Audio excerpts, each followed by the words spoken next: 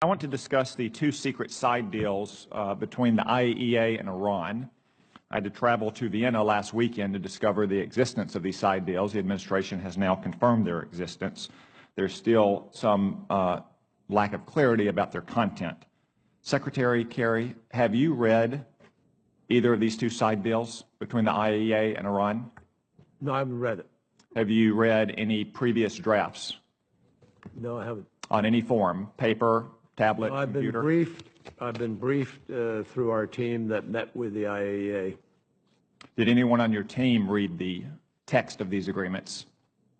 I believe one person may have read it at the facility, but doesn't have it. They don't possess it. What is that person's name? It's possible. I don't know for sure, but it's possible Wendy Sherman may have, but I don't know that for sure. Secretary Moniz, have you read the text of these agreements? No, sir. I've not seen them. Have you read any prior version? No, sir. On any medium, computer, Nope. tablet, phone? Nope. Has anyone on your team at the Department of Energy? I'm not sure. I don't know. I think not, but I'm not sure about that. I can ask. In terms of the technical team, maybe somebody saw something. Please do and get back to us. Okay. Secretary Kerry, besides potentially Undersecretary Sherman, has, to your knowledge, anyone else in the United States government reviewed the text of these agreements? Not that I'm aware of. I don't know. I don't think so. If Undersecretary Sherman has read the text of these agreements, even if they are not in her possession, does that not undercut the claims of confidentiality between the IAEA and Iran? I don't know whether she read a summary or a draft, or I have no idea. I said I think, and I'm not sure, but I know she's briefing the Senate very shortly, Senator. So she'll be briefing in classified. I have received several classified briefings about the deal, and I look forward to another one. But what Congress would like is the text of these agreements as required by U.S. law.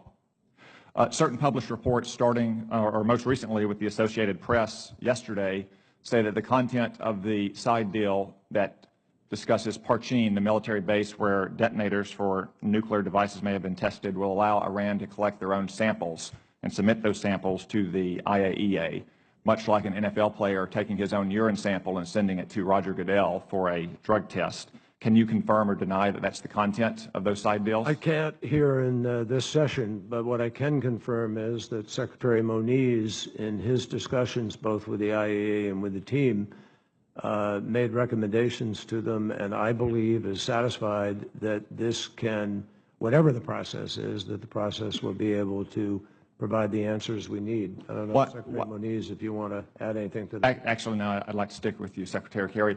Why can't we confirm or deny the content of these agreements in public? Why is this classified? Because it's not a sensitive U.S. government document. The Ayatollahs know what they agreed to.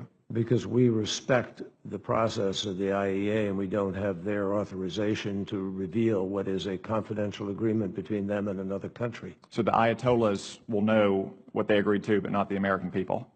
Well, no, not exactly, because we will share with you in the classified briefing what we understand the contents to be. But they negotiated the agreement with the IAEA. The IAEA is an independent entity under the United Nations, Senators, I know you know. And I don't know even at this point what the law says about the United States requiring something which another entity's laws prohibit.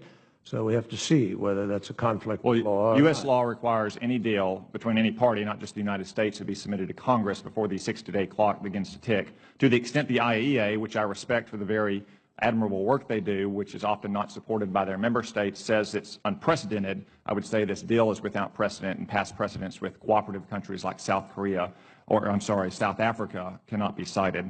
I'd like to move on to a second topic, specifically Iran's support for terrorism. Could I have chart 1, please?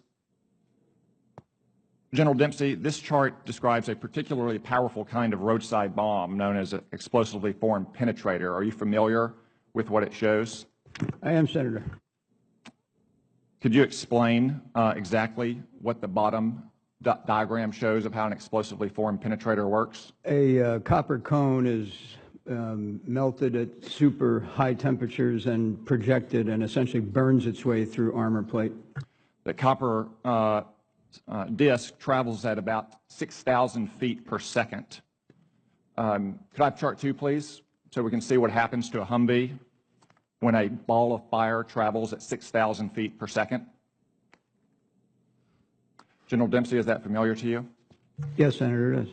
Do you know how many American troops were killed by such explosively formed penetrators? That particular incident or No, in general? in general. Several hundred? Was Iran a main supplier of these explosively formed penetrators? Yes. Was Qasem Soleimani and the Quds Force and the Revolutionary Guard Corps the main perpetrators in Iran? Yes. Secretary Kerry, those entities and Qasem Soleimani will ultimately receive sanctions relief from this deal, not necessarily from the United States government, but from the United Nations and the European Union. What should we say to the Gold Star moms and dads of the over 500 American troops who were killed by an Iranian ball of fire traveling 6,000 feet per second? Well, we should tell them, obviously, first of all, how extraordinarily grateful we are for the service of their loved ones. We should also make it very, very clear that under the United States' initiative, Qasem Soleimani will never be relieved of any sanctions. It would also tell them and lay out to them what we intend to do, which has not been done yet sufficiently, to push back against Iran's behavior, that we have a number of laws in place, requirements by which we will be able to prevent Iran from transferring these weapons. And we have already engaged, Senator, in very forward-leaning initiatives to do that. We specifically turned around a convoy recently in the last months that was bringing weapons to Yemen.